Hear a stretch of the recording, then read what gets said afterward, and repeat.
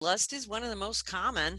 Our Lady of Fatima had said that that was one of the most common reason for souls to be in the higher levels of hell, which, that has kind of like a oxymoron there. So, but, so we know that this is a real common problem that people have. Part of the reason for this problem and the irony about this is that in the book that I'm also working on right now called The Lord of the Redemption, which is the third in the Redemption series, the thing to keep in mind as well is that with this exercise, you can have more than one virtue that's going to help you with any one of your vices. But with lust, you would probably look at prudence as one way of countering that. Definitely. Piety would be another.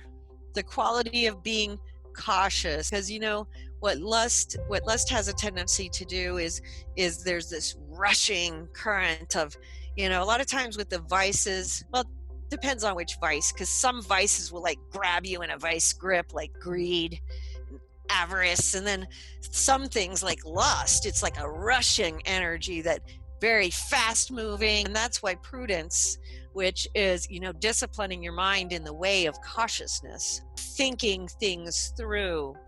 One of the things that I work with my spiritual counseling clients on with this is a questioning process sometimes, where you actually question yourself about what your attractions are.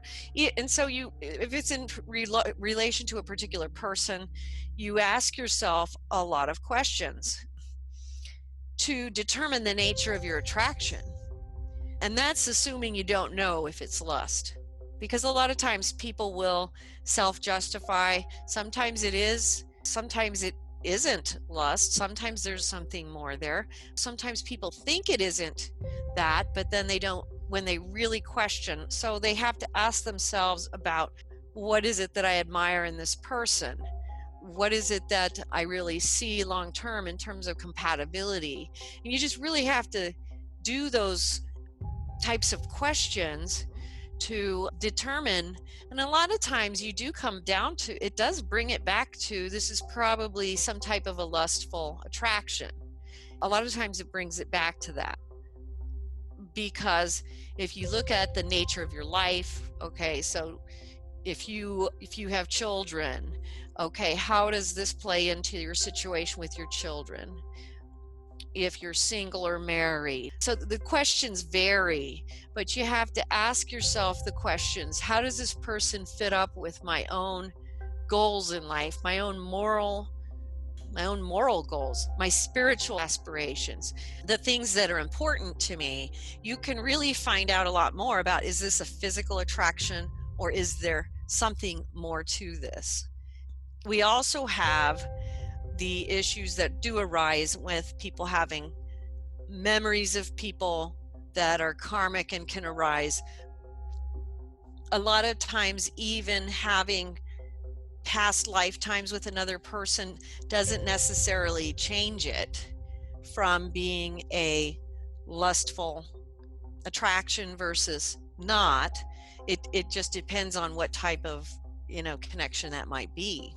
You can have the incubus, the succubus, you can have the gulls, which are the negative sexual energy, and there's lots of other things. You can also have lustful attractions to people because other people might be projecting something towards you. You may not even be aware of the fact that you could also be projecting something towards another person. And so, because our thoughts are very powerful and they are things, these all come into play. Yeah, definitely.